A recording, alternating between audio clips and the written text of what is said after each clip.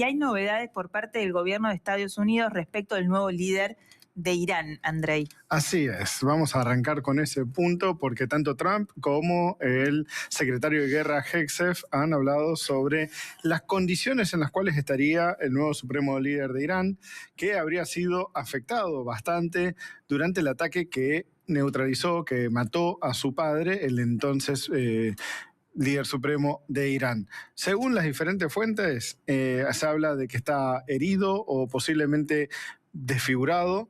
Se habla de que está justamente internado bajo enorme protección de la Guardia Revolucionaria, lo cual obviamente sienta más dudas sobre cuál es el futuro del liderazgo dentro de Irán. Lo que no quita de que hoy no hay profundas señales de inestabilidad del régimen. Han habido instancias de protestas, también han habido instancias de protestas a favor del régimen, así que esta idea de que el colapso del régimen es inminente, hoy en día no es lo que se esté discutiendo, no es lo que se esté viendo necesariamente, pero bueno, estas declaraciones sobre las condiciones en las que se encuentra Khamenei pueden apuntar tanto a querer fomentar eso y decir, che, no hay un verdadero liderazgo, porque el liderazgo que han elegido es una persona que hoy no está en capacidad de ejercerlo, y ver si eso fomenta, como también demostrar cómo ha sido un poco el accionar norteamericano. Ahora, Irán en estos días ha estado bastante activo y esto ha generado dificultades para varios de los socios de los Estados Unidos, tanto en la región como fuera, incluidos aquellos que estaban siendo cuidadosos de involucrarse en esto. Uno de ellos tiene que ver con Francia. En el día de ayer, Macron incluso tuiteó sobre esto. Hubo un soldado francés que murió y otros 6 que fueron heridos durante un ataque en una instalación militar en el norte de Irak. En esa instalación militar en el norte de Irak estaban estas fuerzas del ejército francés que cumplían funciones de tareas de lucha contra el terrorismo para el ejército iraquí. Entonces, esto obviamente son de las preocupaciones que a veces genera, esto va a significar un involucramiento por parte de Francia, en un momento que aparte Francia medio que acaba de desescalar la situación al decir que no era inminente un despliegue hacia el estrecho de Hormuz sin mantener esta presencia militar en el Mediterráneo. Por otro lado, un incidente que ha llamado mucho la atención también sobre Irak, en el cual un avión de reabastecimiento aéreo, que creo que aparte podemos tener las imágenes por ahí, acá está, un avión de reabastecimiento aéreo cumpliendo una tarea muy similar a la que estamos viendo acá, o sea, un avión de estos reabasteciendo a otro, claro, parece redundante, pero los dos mismos tipos de aeronave, uno reabasteciendo al otro, habrían tenido un incidente en el aire, se habría dado una colisión, lo cual generó que eso es real, ¿no? Esto es una imagen de... Pero es real. De archivo, de cómo funciona. No, de archivo cómo funciona, pero es real. Con un E3, que es una aeronave en estructura similar, solo que esta tiene el radomo para el radar de alerta temprana. Pero sí, estas operaciones son súper complicadas. Pueden haber instancias en las cuales se generan este tipo de turbulencias que pueden afectar. Se cree de que habría... choquen entre ellas. Exactamente. Se cree que podría haber pasado algo similar y que por eso una de las aeronaves efectivamente se estrelló.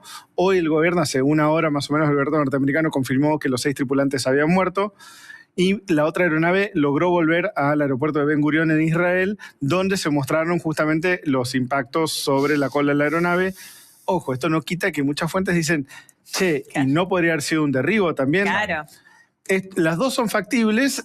Hay que tener en cuenta que igual cuando vos tenés una intensidad de operaciones militares tan grandes, el riesgo de accidentes aéreos es elevadísimo, ¿no? Claro, pero para Estados Unidos es mucho menos costoso decir que fue una colisión entre sus propios aviones que le derribaron un avión. Más cuando se trata de aeronaves de valor estratégico sobrevolando territorio iraquí, ni siquiera en las inmediaciones directas del teatro de operaciones, ¿no?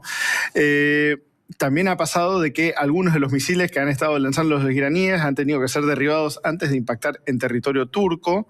Esto obviamente genera también preocupación porque algunos dicen, che, pero Irán, ¿qué está tratando de hacer al disparar misiles contra Turquía? Ojo, que una cosa es haber afectado a las tropas francesas en territorio iraquí, que eso, por ser fuera del espacio geográfico de la OTAN, no activa automáticamente el artículo 5, justamente como lo define el artículo 6, pero si empiezan a impactar blancos sobre territorio de país miembro de la OTAN, podría en algún momento invocar el artículo 5 y expandir la participación. Para ir cerrando y volviendo al tema que nos tenía con tanta atención, tiene que ver con el tema del precio del petróleo.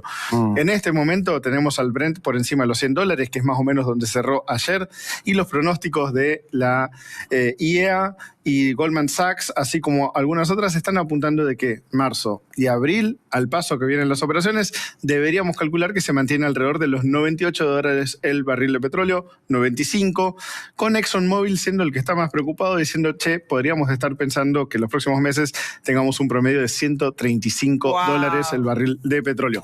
Ninguno llega a los $200 que pronostican los iraníes, pero 135 ya de por sí es bastante crítico, y cuando miramos algunos de los escenarios como los que proyectaba Allianz hace 10 días, en las cuales decían, bueno, 3 a 4 semanas de conflicto, esto no es grave, cerramos el año con un precio de petróleo de vuelta en los 70-80, ahora empezamos a entrar en el escenario más balanceado de preocupación, no el más positivo, sino el más balanceado, en que se extienden las operaciones militares, el precio del petróleo promedio durante el año va a ser mucho más elevado de lo que se proyectaba en el mercado, y vamos a tener un impacto negativo sobre el mercado financiero internacional que no se va a recuperar tan rápidamente, aunque por ahora todos están evitando hablar del escenario más complicado, que es continúa completamente cerrado el estrecho, y sobre todo que Irán intensifica sus ataques contra los países del Medio Oriente, neutralizando una mayor capacidad de producción. Hoy, mucha de la producción está parada,